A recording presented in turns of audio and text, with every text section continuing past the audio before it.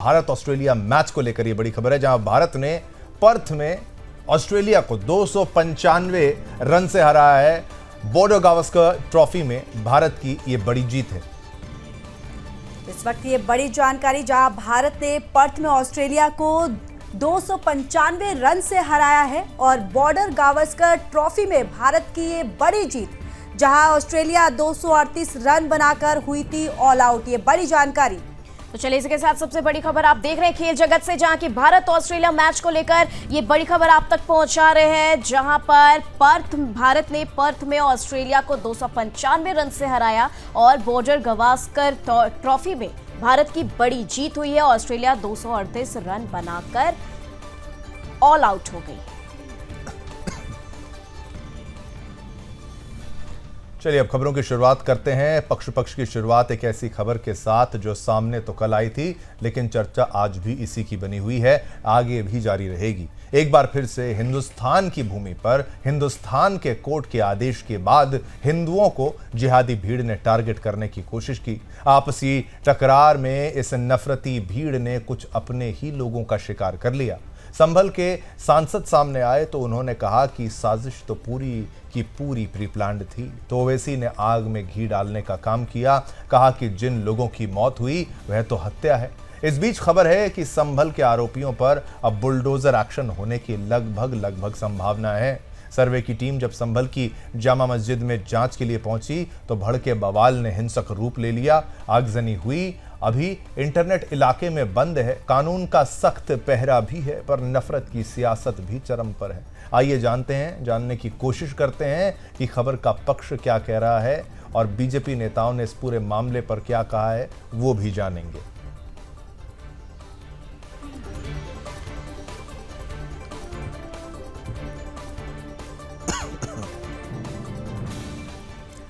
तो चलिए, जहां तक खबर के पक्ष का सवाल है तो आपको ये हम बताते चले कि मामले पर हिंदुओं का पक्ष आखिर क्या कह रहा है।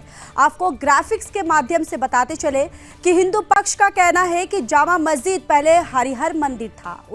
1529 में बाबर ने मस्जिद का निर्माण कराया था। दावा ये भी है कि बाबर ने यहाँ मंदिर तोड़कर मस्जिद बनवाई थी। मस्जिद बनाने के दौरान हरिहर मंदिर को तोड़ा गया। हिंदुओं का कहना है कि इस जगह पर कल्कि भगवान अवतार लेंगे। मस्जिद में भगवान की मौजूदगी की बहुत सारे निशान भी मौजूद हैं। अब हिंदुओं का कहना है कि जब मस्जिद में मंदिर के इतने सबूत हैं तो आखिर क्यों उनकी धार्मिक भावनाओं को इतना आहत किया जा रहा है।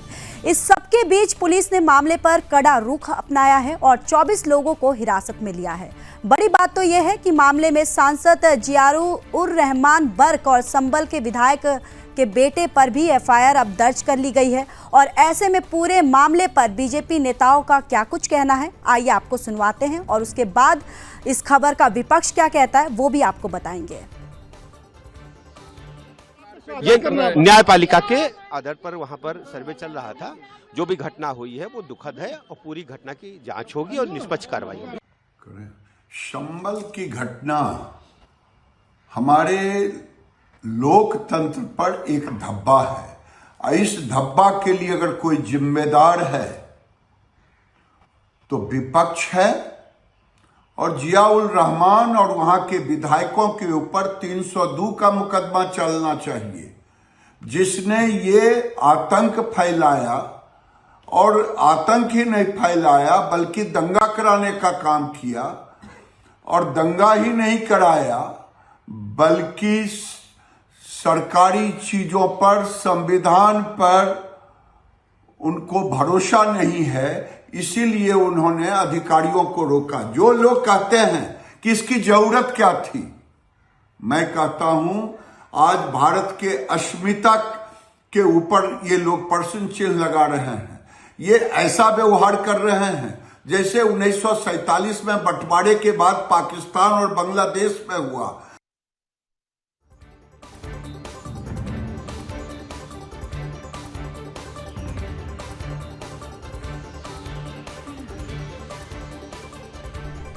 तो चलिए, जहां तक कि इस खबर के विपक्ष की बात है, यानी कि मस्जिद के समर्थकों का दावा है कि मस्जिद में बार बार सर्वे क्यों कराया जा रहा है। इस बीच ये भी समझ लेना जरूरी है कि आज संभल में अलर्ट के तौर पर क्या हालात रहे।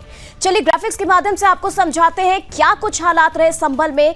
आपको बता दें, संभल में विपक्ष के सवालों और आरोपों के बीच सरकार लगातार अपनी कार्रवाई कर रही है। इस सब के बीच संभल की सभी सीमाएं अब सील कर दी गई हैं। यही नहीं, पूरे शहर में कर्फ्यू जैसे हालात बन चुके हैं। हालांकि कुछ जगहों पर हालात नियंत्रण में है, लेकिन हिंसा स्थल यानी कि जामा मस्जिद के पास कड़ी सुरक्षा का पहरा भी है।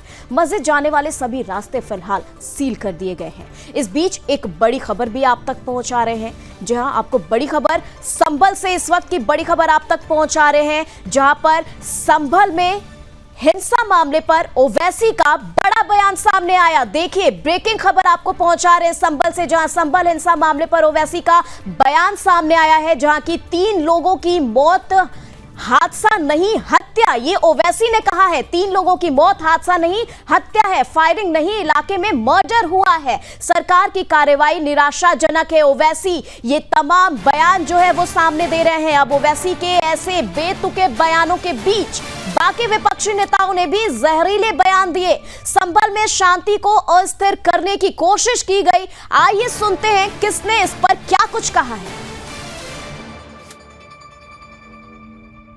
जब वो वहां थे ही नहीं कल घटना वाले दिन, he was out, he was in Bangalore, वो कहां थे वहां? तो सब झूठ है सब।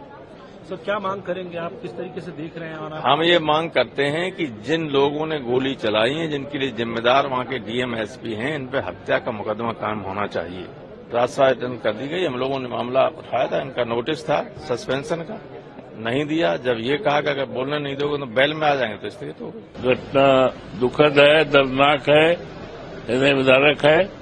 उत्तर प्रदेश सरकार से मांग करता हूं कि अब कोई अग्रिम इस तरह का घटना न हो। देखिए, अच्छा है, उठना चाहिए। संभल का विषय बड़ा विषय है और संभल में जो 4 लोग जान गए, 4 लोग जान अहमियत रखती है।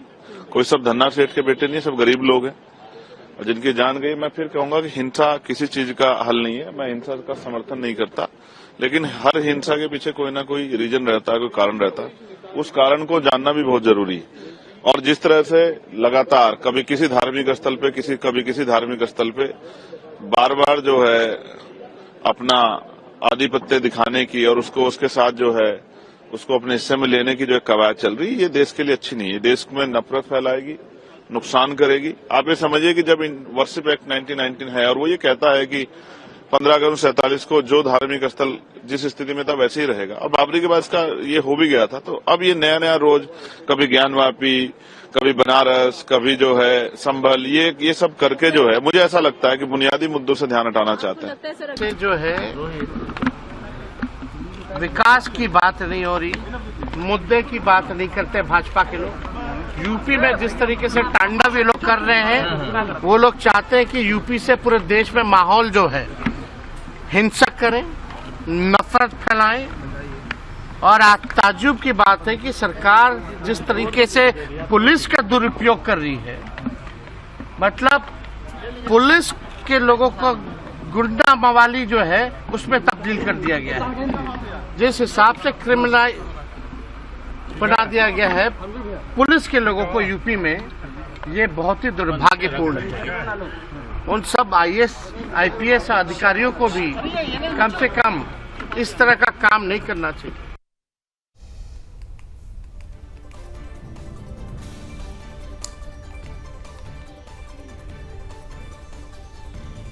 तो आप तस्वीरें भी ये देख रहे हैं, हिंसा की तस्वीरें। और आपको मैं एक बात ये भी बता दूं कि भाई जिन लोगों की मृत्यु हुई है वो किसी अवैध हथियार से ही हुई है, क्योंकि उसका जो खोल बरामद हुआ है, जो उनकी पोस्टमार्टम रिपोर्ट भी उसके जब पोस्टमार्टम किया गया है उसमें भी ये बात साबित हुई है कि वो हत्या अगर की भी गई है तो वो उन्हीं के द्वारा की गई है, इल्लीगल हथियारों से ही वहाँ पर की गई है। शायद ये आपसी गोलियों में ही मारे गए होंगे, क्योंकि पुलिस के द्वारा फायर की गई बंदूक में 9 mm के जो राउंड होते हैं उस राउंड का इस्तेमाल की पुष्टि नहीं हो पाई है। और दूसरा जो है खोल जो बरामद हुआ है वो दूसरे उसका है, वो किसी और बंदूक से, किसी और हो सकता है कि देसी कट्टे से ये जो है उनकी हत्या हो गई, उस गोली से उनकी हत्या हो गई और ये दंगा करने वालों की आपसी लड़ाई में ही ये मारे गए हों।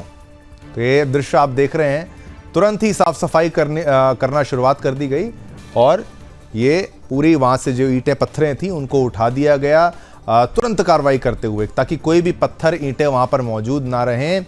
और ये प्रशासन की कार्रवाई की स्पीड आप देखिए, जहाँ पर एक और मौका जो दंगाइयों को नहीं देने का यहाँ पर पूरा एक्शन प्लान तैयार था और ये सारी गंदगी से साथ साथ पत्थर भी यहाँ पर उठा लिए जा